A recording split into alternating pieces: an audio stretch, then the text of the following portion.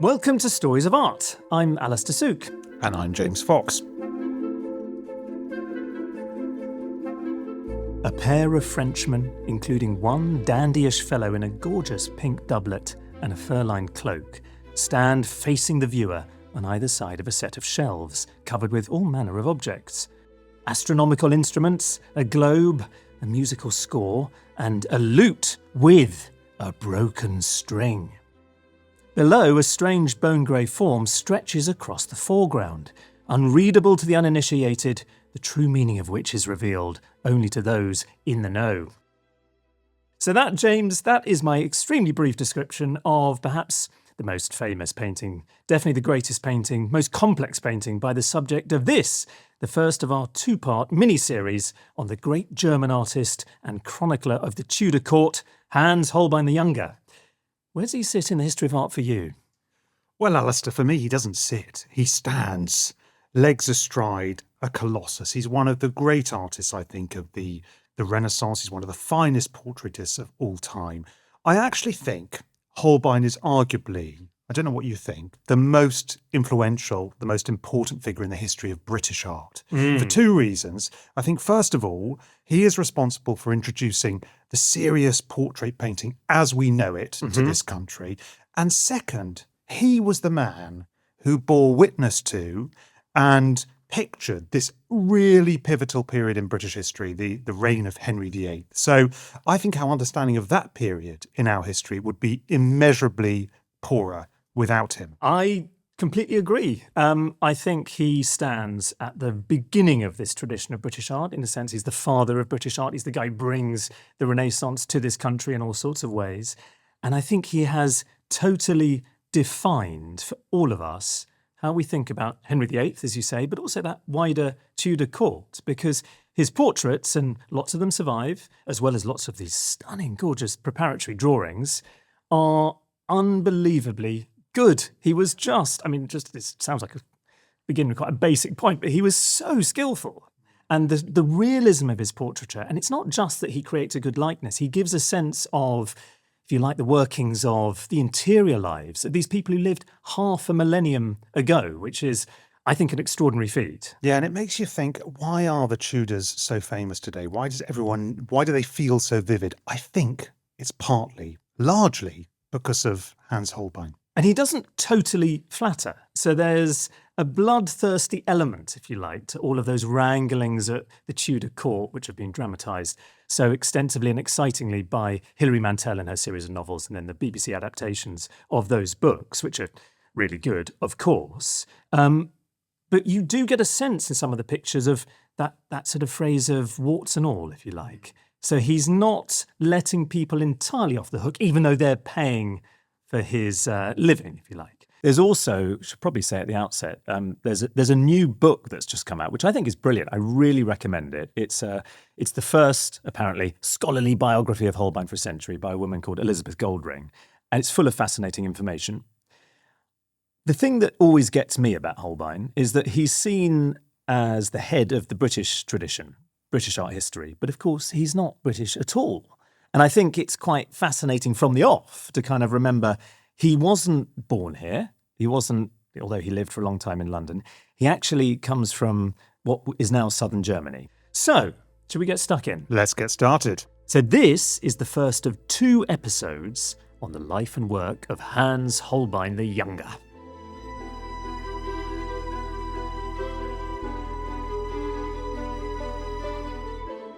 Alastair, there's a Chinese proverb, isn't there, that says, may you live in interesting times. Holbein lived in extremely interesting times. Short life, died in his mid-40s, about our age, and yet what he lived through the Renaissance, he lived through the Reformation, he lived through the rise of the printed book, he met Erasmus, he met Henry VIII in his pomp, quite extraordinary. But what do we know about the world in which he grew up in? I think conventionally the word that's used to describe that period is tumultuous. Yes. But he doesn't come from what you might think of as this great churning vortex of tumult. He's actually born in a city called Augsburg in what's now southern Germany at the end of the 15th century, 1497, perhaps 1498. And Augsburg it's not an insignificant place. It has a significant population, probably around 20,000 people, something like that. Maybe is growing at the turn of the 16th century up to 30,000. And it's right at the heart of this huge entity called the Holy Roman Empire, which is a hugely powerful political force in Europe at this moment. It's a confederation of states. And part of the way that it works is you have these so-called free imperial cities, which are essentially self-governing. Augsburg is one of them. It's an important commercial centre.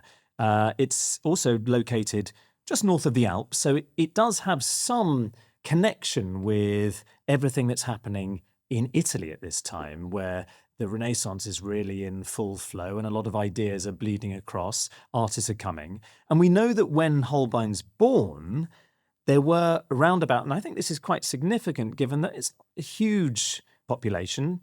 There are bigger German-speaking cities, Nuremberg and Cologne, so it is significant, but there are 50 painters, roughly, who are active in the city at that moment. A lot of workshops. There's an appetite. There's the wealth and an appetite to be commissioning painting and other types of fine and decorative arts. And one of these workshops is actually run by Holbein's father, who, somewhat confusingly, is also known as Hans. So we have a Hans Holbein the Younger we've been talking about, but his dad, Hans Holbein the Elder, runs this workshop, and really, he's actually a very successful painter. He specialises in religious pictures, sacred works of art. And I imagine that Hans Holbein the Elder's children, so it's Hans Holbein the Younger, who's the subject of this podcast, and his brother Ambrosius, I imagine as children they would spend lots of time in that workshop, would be preparing pigments, preparing canvases, doing a little bit of odd job work around the workshop. And I imagine they would have expected that they would follow their father's footsteps in that workshop in Augsburg. I think it's a really safe assumption that Holbein the Younger is trained in the workshop of his father. And he's learning how to draw, how to paint, as you say, how to grind and mix up and use pigments. He is also probably being sent on various errands, so he's interacting with lots of the other local artists and craftsmen with whom Hans Holbein the Elder is himself collaborating.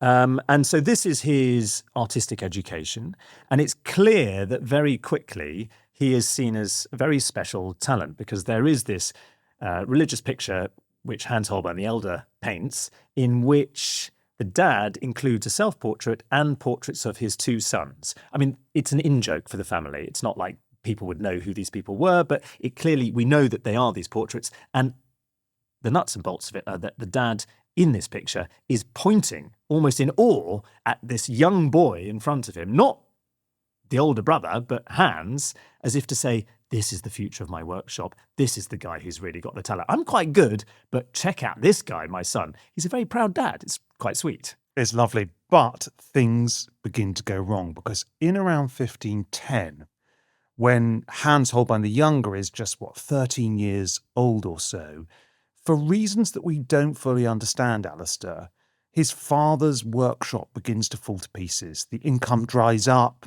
people begin to leave, the whole thing crumbles around him. There's even a report that his father is sued by his butcher, which is a very German state of affairs, isn't it? But the whole thing goes, and those boys, Hans Holbein the Younger and his brother, they need to leave. They need to move to a different city and start a career in a different place. I think you've got different things going on here. So one is that it might be as simple as just fashions change in the art world. Hans the Elder, he specialises in a certain type of painting, and the way he's painting is starting perhaps to seem old-fashioned. But you've also alluded to this much bigger, broader, wider historical context of the nascent Reformation that's starting to really gather pace in Europe at this time. And so all of the reformers who have various issues with the Catholic Church, they're starting to argue that actually all of these religious pictures, which we find in altarpieces and decorating churches across Europe, they're somehow idolatrous. They're getting in the way of one's relationship with God.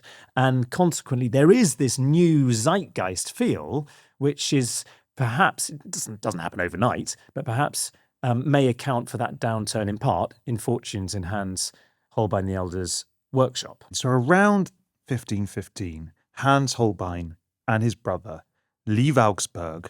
They leave their father, they leave their family home, and they settle in the Swiss city of Basel. And this will prove a very significant turning point in Hans Holbein's career, won't it? Well, there is this other element to it where there's this concept which I think I'm going to butcher the German pronunciation, but I believe the word is something like Wanderjahre, which means wandering years. I think it was the throaty way you said it was. You carried it off, did it? Very good. Thank you very much. And I think I like this idea because if you're a young German artist in this period, it would be natural to go through these wandering years. It's almost like a sort of, you've done your apprenticeship, but it's a bit of a gap year, if you like.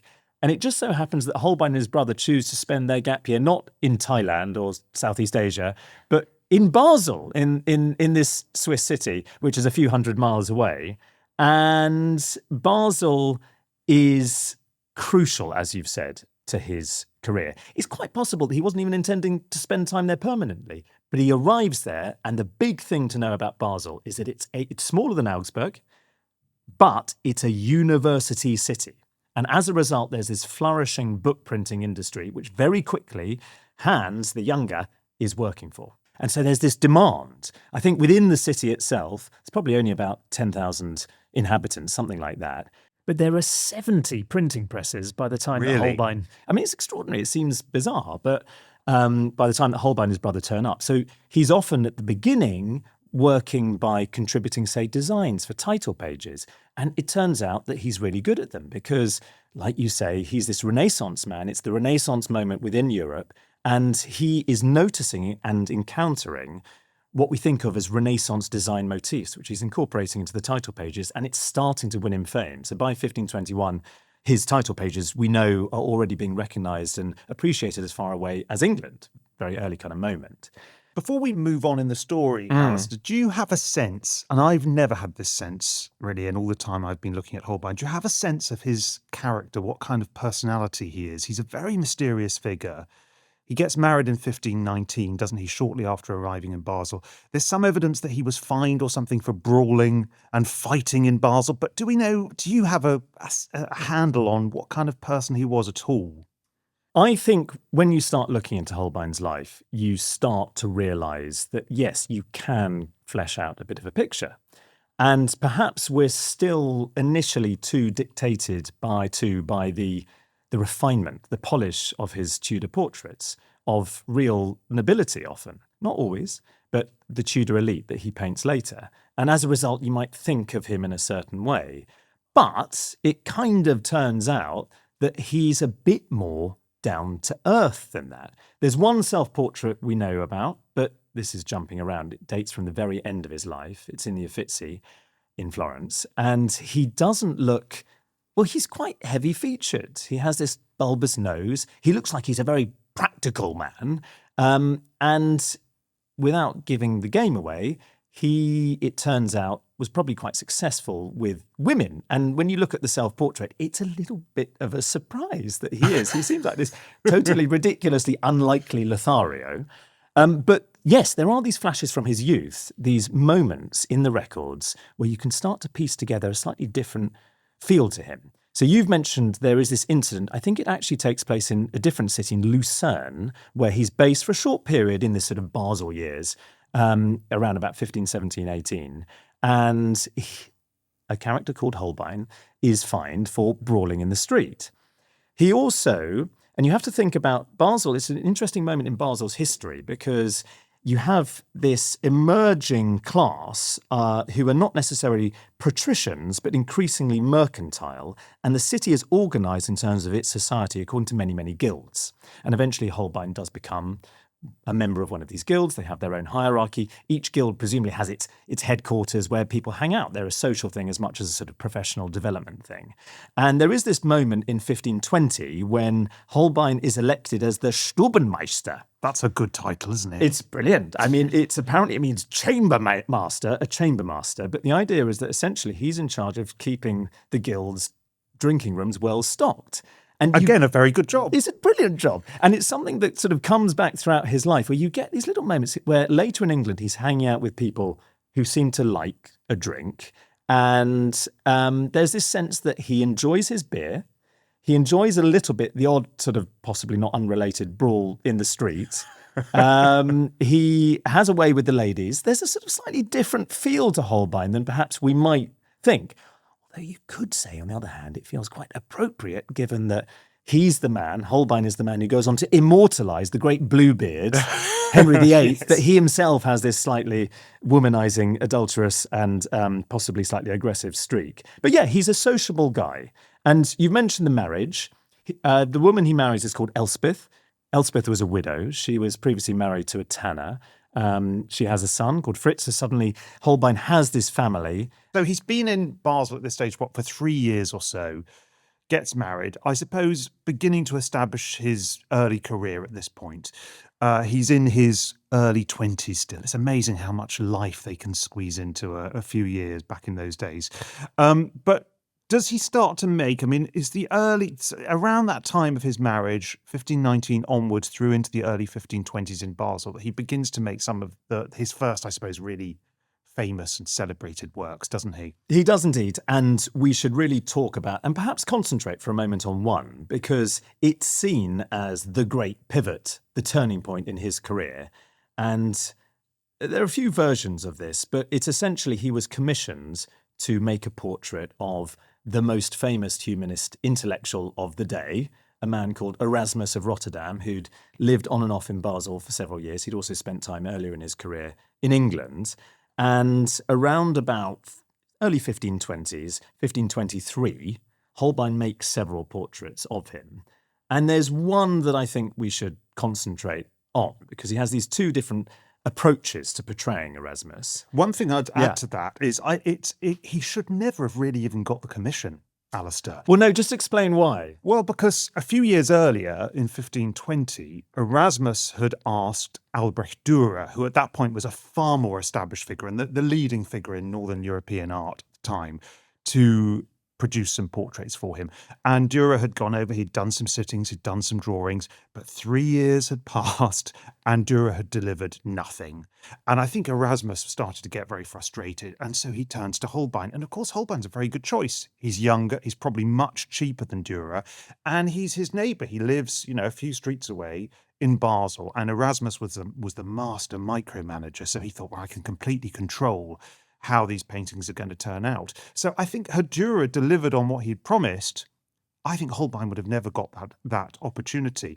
And it's really interesting to think about what longer term consequences that would have had. And you're right.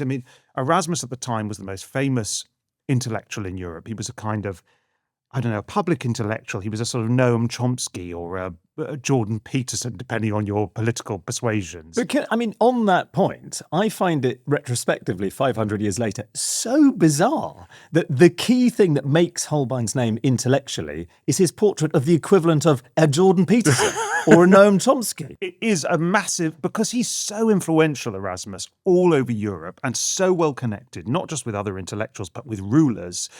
I think this commission is an absolute game changer for Holbein.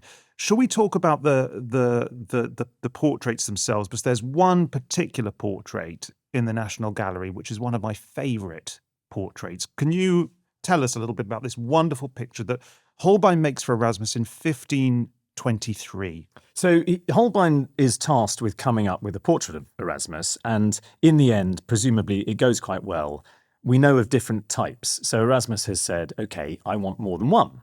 And in one of the types, he's seen in profile writing. But in the one that you've just mentioned, that we're going to talk about now, that's in the National Gallery, you see a man wearing this rather fine black fur-lined cloak and a black cap, who's sitting in 3/4 face. So you can see most of his face, 3/4 face, and he's sitting in some sort of interior. Behind him, there's this very big classical column. I think unlikely that would have been right next to him in his studio. Don't you think that's a little bit of artifice going on? Hugely. It looks like something far, far grander than just a simple writing study. But it gives a sense of his ambitions, a sense of his learning, the fact that to him classical antiquity is clearly very important. He's drawing upon it. And he has beneath him, and his hands, very delicately, his fingers are touching the top of a book, a red leather-bound volume, which is inscribed. And are you how's your? I think is it in Greek? Let me have a little look. It's in Greek. I've got a bit of Greek blood myself. I can translate this. It says in English, "The Labours of Hercules," and I think this is an allusion to the fact he did previously an edition of the works of St. Jerome, and it was a very, very difficult job. And he said, this was a Herculean task to get this done. So it's obviously an allusion to the enormous ambition and success of his scholarly work. He's advertising what he's done in a sense, isn't he? I mean, he's clearly talking to Holbein, and between them, they're coming up with something that Erasmus is thinking, this is a way of furthering my own reputation. I mean, he at this point, Holbein's unknown outside Basel. Erasmus is probably aware of Holbein's work from having seen some of those early portraits and also seen his work for the book printing industry, with which Erasmus was clearly very involved as well. But this is all about Erasmus's own self-image. And so one of the things that's fascinating about it is to see the beginnings of this tradition in portraiture where an artist and a patron are collaborating together to create a world in which you're saying, okay, this is what I'm about. So Erasmus is about hard work. He's about, scholarship, erudition. He's about antiquity.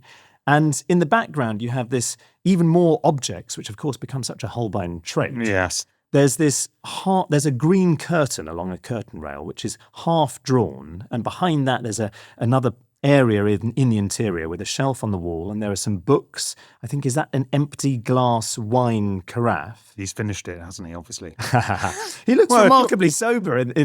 Maybe it's just a daze. He's sort of.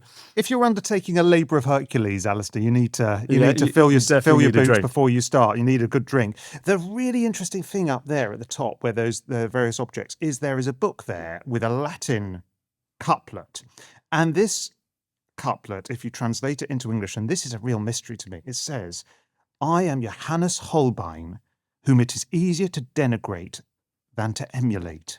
What do you think that's all about? What I think is going on there is that probably young Hans, or Johannes, when he pitches up in Basel, he's not from round those parts. And there are lots of people who are local artists in the guilds who are a bit like, who is this shit-hot talented guy who's suddenly coming into the city and hoovering up all of the commissions? I think he even does one of those very early portraits, the one of the mayor. He may not yet be an official member of a guild, which is shock horror. That's a terrible thing. It was quite stratified the way you could work as an artist in those days. But from the off, a bit like that earlier moment where his dad is signalling in the painting, this guy's got an exceptional talent. From the off, Hans Holbein the Younger is seen as someone who's really very special, and different rules apply. As a result, I think he's attracting a bit of opprobrium. There's quite a lot of sense of competition, rivalry, presumably with local artists and artisans. There is this little anecdote. Have you come across this? I mean, you might be able to help me untangle it, where there is a slander case, which dates from these years in Basel, where someone is accused of slandering someone else by saying that that other person has been spending too much time with these, quote, impotent Swabians. Oh, yes, exactly. And I think there is, I do vaguely recall that. And is there a sense that because he's an outsider, and this is something that you come across throughout this period, and Holbein will encounter this later on in his life, that when you move to another country, there is an inherent hostility to an outsider coming in, artists coming and stealing your jobs. And I think Augsburg is part of this area of Swabia, as it was known, in, I guess, southern Germany. So there's this sense that people are aware of the Holbein bros coming in, and it's like they start bad-mouthing them and accusing them, weirdly, of being impotent, which I suppose is just a classic insult, sort of, time-honoured.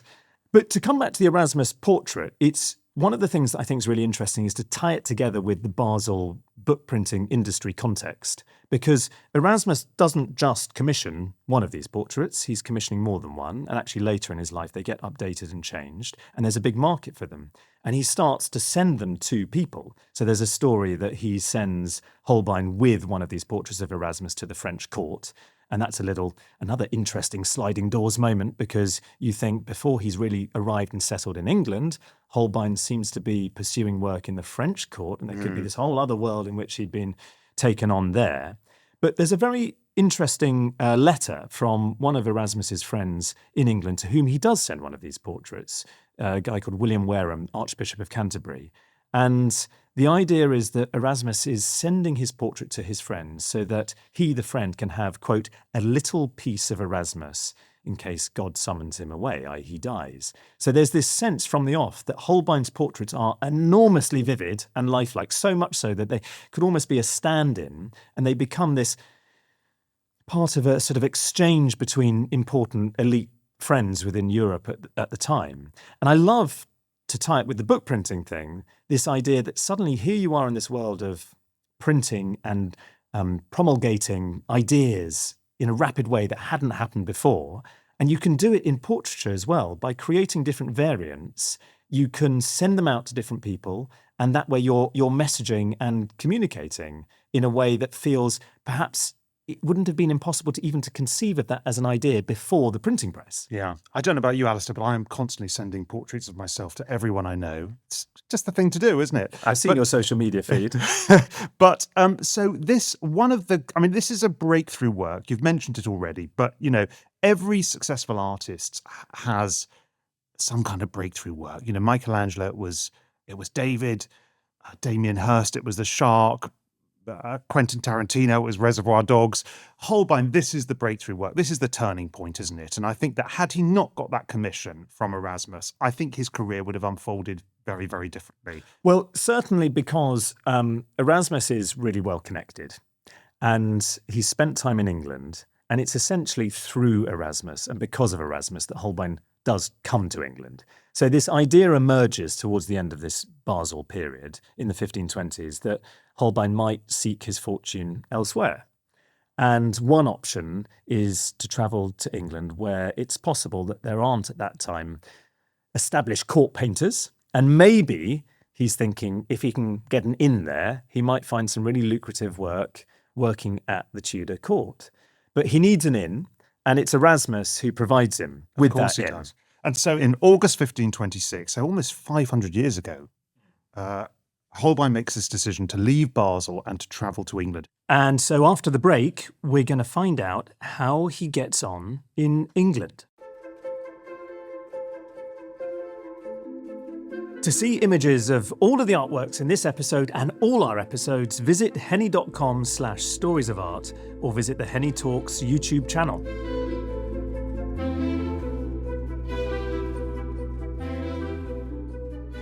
Welcome back. It's 1526, and Hans Holbein, the son of a painter from what's now southern Germany, has made a name for himself in the Swiss university city of Basel, and he's made the momentous decision to leave the city and to travel to England. Elizabeth Goldring, in her biography, writes really wonderfully about the kind of journey that he made, because you couldn't just jump on the Eurostar back then. And so what he would have done is he would have got a boat up the Rhine to Cologne. That's a 250-mile journey up a river. Then had to jump onto a horse and ride 150 miles through Germany and Northern Europe, sort of dodging highwaymen and bandits as he went, because there were so many robbers on the roads there. He then spent about a month in Antwerp in the autumn, which must have been lovely, because Antwerp's a great place. And then at the end of November, when the weather was probably awful, had to catch a boat across the Channel to Dover or Folkestone, then got onto another horse, rode up through the Kent countryside, got onto a boat in the Thames estuary, and then sailed this boat down into London. So an incredible voyage for a young man in what was probably terrible conditions. Probably in some way quite exciting as well. He's obviously used to it because he's left Augsburg and he's made that journey already to Basel. He's travelled to other cities. But it's funny you mentioned the idea of having to fend off these highwaymen, these robbers, because, of course, when he arrives in England, he then has to deal with some potentially quite difficult, tricky characters as well. And there is this letter which I wanted to just briefly read something from, because I think it's very instructive. This isn't something it's written by Erasmus. It's not written to Holbein, but it's written to someone else that Erasmus knows, who is also travelling to England in the 1520s. And this is Erasmus's characterization of what he's going to encounter there. So he writes, "You will meet many of the English nobles and men of learning. They will be infinitely kind to you, but be careful not to presume upon it. When they condescend, be you modest. Great men do not always mean what their faces promise, so treat them reverently as if they were gods. So there's this sense of tricksiness, I think, a sense of intrigue at court, a recognition that he, Holbein, is going to end up dealing with people who he can't necessarily take at face value and trust.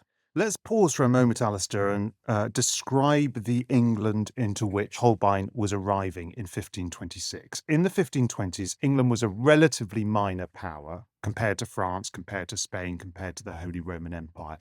It was perceived as backward. It was perceived as provincial. It was the butt of people's jokes. I mean, Erasmus hated England. He always said the weather and the wine and the beer was awful. But it was becoming increasingly wealthy thanks to the cloth trade.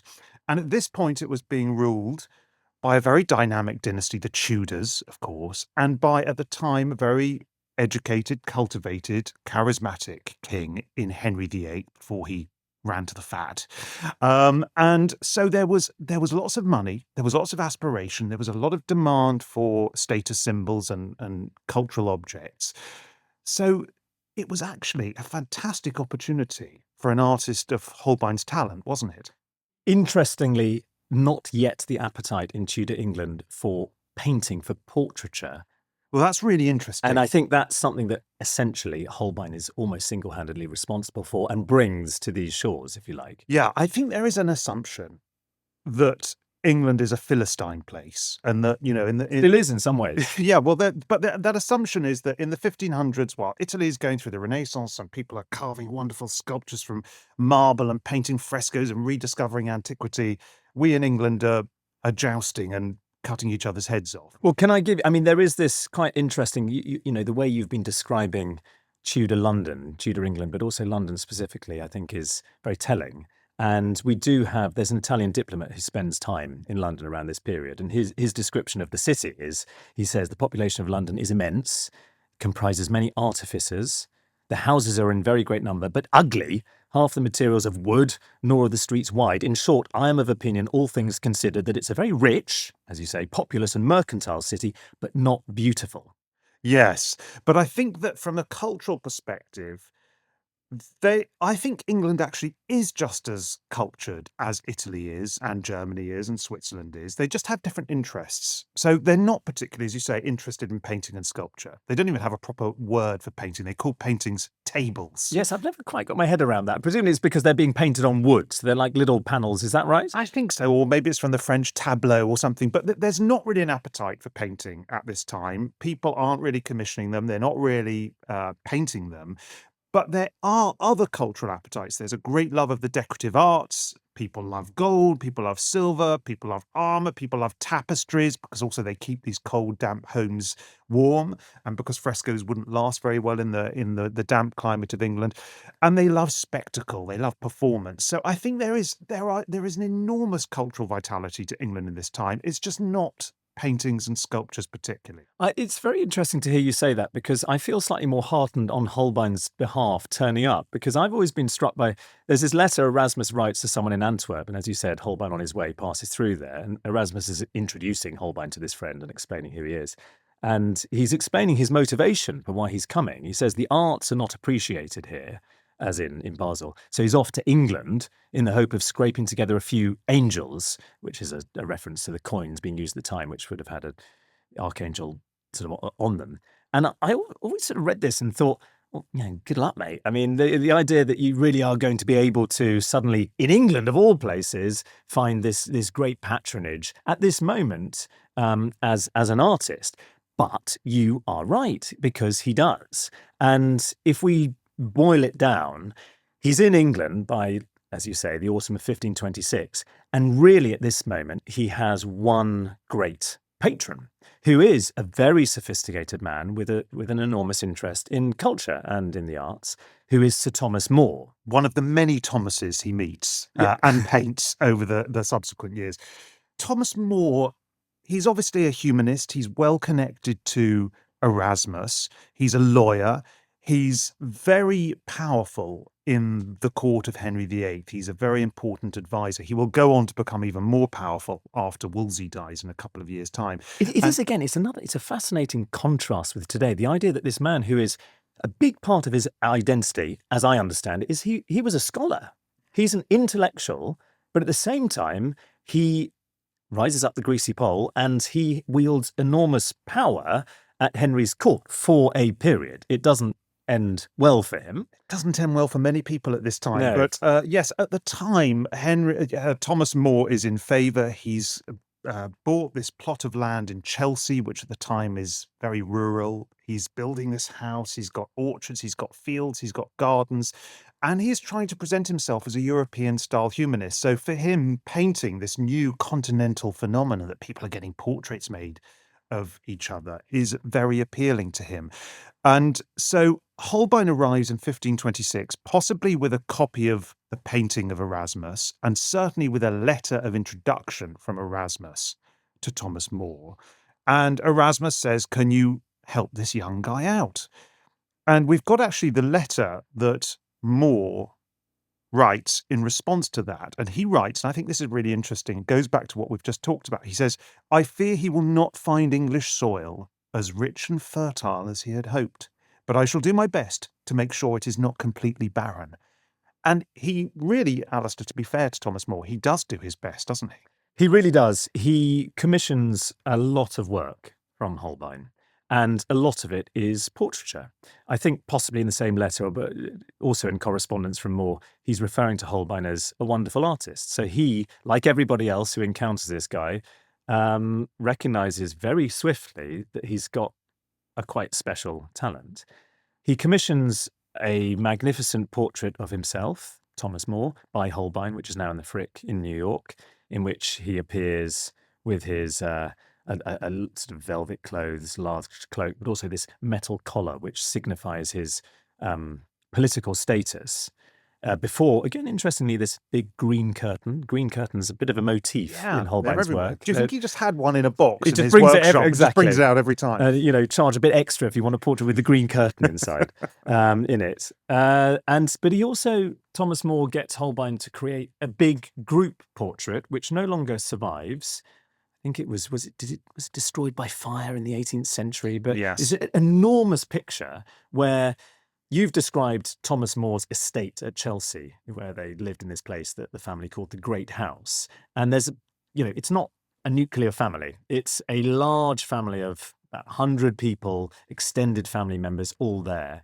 And Thomas More, at the moment where he's really on the up and he's riding high politically, he wants, essentially, it's family dynastic group portrait in which he's at the centre. His sweet old father, I always think he looks rather lovely, because we have although the painting has been destroyed, there is a surviving cartoon, a preparatory drawing for this picture that we can see. So we have a sense of what the composition would have been like. There's also a painted copy of the painting that was destroyed. So we can be quite accurate about how it appeared. And again, in terms of the intellectual seam of our conversation, almost everyone in this picture, this group portrait, they're reading books. They're signalling their piety. They're maybe their prayer books. They're signalling their learning. And at the same time, he's probably through Thomas More, Holbein is starting to be known by other members of the Tudor elite. So in this initial period after he's arrived in England, he does make some other portraits of important people, important names. But of course, at this stage, it's unlikely he's even really met Henry. Possibly Henry visits the Chelsea estate. He may see Thomas More's work that he's commissioned by Holbein, and supposedly there is a story that when he does, he really likes it. We don't know if that's actually true. But the thing I love is finding these little flashes at this stage in Holbein's work, which throw forward to those later portraits which we'll come on to and which are so definitive of Henry VIII. And there are a couple. There's one is a portrait of a nobleman called Sir Henry Guildford, and he has what we later characterise as that classic Henry VIII barrel-chested, he's quite big, stance. The fascinating thing about this portrait is that we have, and we should probably talk about this as a separate aside, but we have the original drawings. And you can see that this this bloke, Henry Guildford, was in reality, he really was quite big. And actually in the portrait, Holbein has flattered him by reducing his bulk. And he seems to go the other way with Henry much later. And then the other one, just briefly on this Henry riff, is in the group portrait of Thomas More's family. There are lots and lots of people. As I've said, some of them are looking down, they're looking very pious, they're reading. But there's one character, I don't know if you've noticed this guy, who... No, I haven't. He is the More family household, the fool. Okay? Someone in those days, if you were a very rich family, you might employ someone who was the fool. If you remember your Shakespeare, you'd often find a Shakespearean fool who's someone who, yes, can be funny, but also has a perhaps slightly mordant, maybe even melancholic streak. They're known for their wit, and they can speak truth to power. That's sort of the idea.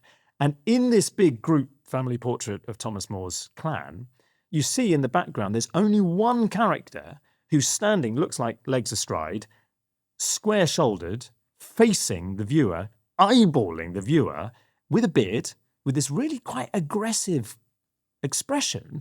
And it's like, hello, this is Henry VIII, as Holbein would later depict him in the 1530s. But in this drawing, I've never quite got my head around what that link might be, or why particularly he devises this pose at that moment for the fool. Well, he certainly reuses it with enormous power in the 1530s, doesn't he? So he's doing these portraits. So he's arrived in England 1526. He's working through 1526, early 1527, portraits for the Moors, portraits for Moors' associates. But there's one other thing he does while he's in England in 1527 that might have brought him close to Henry VIII. And that is that in the spring of 1527, he is asked to work alongside a number of other artists, in fact, almost 50 other artists, to produce these decorations for this great international festival. It's a kind of a convention between the English and the French in Greenwich. They're known as the Greenwich Revels. The Greenwich Revels. And he's involved, and he does a number of extraordinary works for these revels. So the first thing he does, he creates this celestial ceiling, doesn't he? In a tent, I think it is. And this ceiling, unfortunately, doesn't survive. We don't even have drawings of it. But I think it would have been extraordinary. So the ceiling's fascinating. One of the things I find, as you say, quite often artists at this point, they're employed, when they are employed by people at court, they would be employed to create temporary showpieces, which are almost like scenery, stage props. And sadly, and it really is sad, because a huge amount of effort, talent would be going into these things, they may not survive. And so you have here for the Greenwich Revels, which are all about fostering relations between the English and the French, you have this celestial ceiling. The thing I find so fascinating, you asked before about, do we have much sense of Holbein the man? Now, we know he collaborates on this ceiling with this person called Nicholas Kratzer. Now, I don't know how, I've become slightly, in thinking about Holbein ahead of this, I was slightly obsessed with this guy, Kratzer, because I think he's a fascinating figure. He's a royal astronomer. So he himself is one of these kind of humanist intellectuals. He's from Bavaria. I think he's born in Munich. And he's in England, and he serves at Henry's court. He's higher status, if you like, than Holbein, because he knows about the heavens. But we also have this sense that because he's a German speaker, he and Holbein seem to become quite friendly from this first visit. So they're collaborating on this celestial ceiling. There are little glimpses in the sources where it turns out that Kratzer also likes drinking, quotes, in the German fashion. And what do you think the German fashion is? Well, copious, just a lot of beer being consumed. And so you can imagine Kratzer and Holbein together, perhaps plotting their celestial ceiling and aided by X number of pints or whatever they'd been drinking down in the local tavern. And later on, Holbein, he actually makes a portrait of Kratzer, which is now in the Louvre, which is really rather wonderful. So that's a slight aside, but again, gives a texture of Holbein the man, if you like. So they are working together on this celestial ceiling, which gets a lot of attention. I think it's important to say that there was a great deal of hostility at this time in England to foreign artists and craftspeople coming in. In fact, 10 years earlier, there'd been the May Day riots when British artisans and workers had stormed down the streets and tried to raid, German and foreign craftspeople's and artists' workshops. So there was a great deal of hostility. And I imagine that Holbein and Kratzer would have dealt with quite a lot of hostility during this project. So as I say, they're working with 40, 50 other artists, most of those artists being English. They're being paid a lot more. So Holbein is being paid 12 times the amount of the English painters and artists working alongside him. So it must have been quite a difficult project to work on. And I wonder, Alastair, if this is when Holbein perhaps first met Henry VIII, if Henry VIII came to have a look at the decorations and thought, wow, this is fantastic. Well, supposedly Henry was himself fascinated by astronomy. And there is this idea that in the preparation for the Greenwich revels, because I think you mentioned it's not just this celestial ceiling, Holbein also creates this temporary painting, which is a painting of a scene, and it's commemorating a battle. It's a battle called the Battle of the Spurs. And my memory of it is that this is a battle in which basically the English beat the French. It seems bizarre, doesn't it? If you're inviting the French over, this is a kind of peace conference, and so you show at the banqueting hall, you show a painting of the English beating the French in a battle. It's a real sort of dick move, if you like, from Henry, but perhaps entirely consistent with his character. So there's this idea that when they have the banquet and there's this triumphal arch, and afterwards all the people, the French and the English, they process through the triumphal arch, and then maybe Henry sort of says to the French diplomat, hey, look back there, what can you see? And everyone turns around, and there's this battle in which it's a sort of French national humiliation. How'd you like them apples? Yeah, totally. So, but you're right. In the course of this, this is all about orchestrating statecraft. And that's the sort of thing which, of course, Henry's interested in. There are diplomatic repercussions to events like this. And there is this idea that Henry comes along to vet and see how the preparations are going. And perhaps that Holbein at that moment has to be on hand, because if the big man comes in and says, what an awful celestial ceiling, or you've missed out X planet, or my favourite star, whatever it is, Holbein needs to be there to quickly do a touch-up job. So this is tantalising, because it feels like this is maybe the moment where Henry VIII and Hans Holbein the Younger are first coming face to face. And yet, amazingly, he doesn't stick around, does he? He doesn't, because it's at this very moment that he decides to leave England and he returns to Basel. So is he ever going to get back to the Tudor court? And will he survive it? All will be revealed in the next episode. But for now, that's all from us. So until next time, goodbye. Goodbye.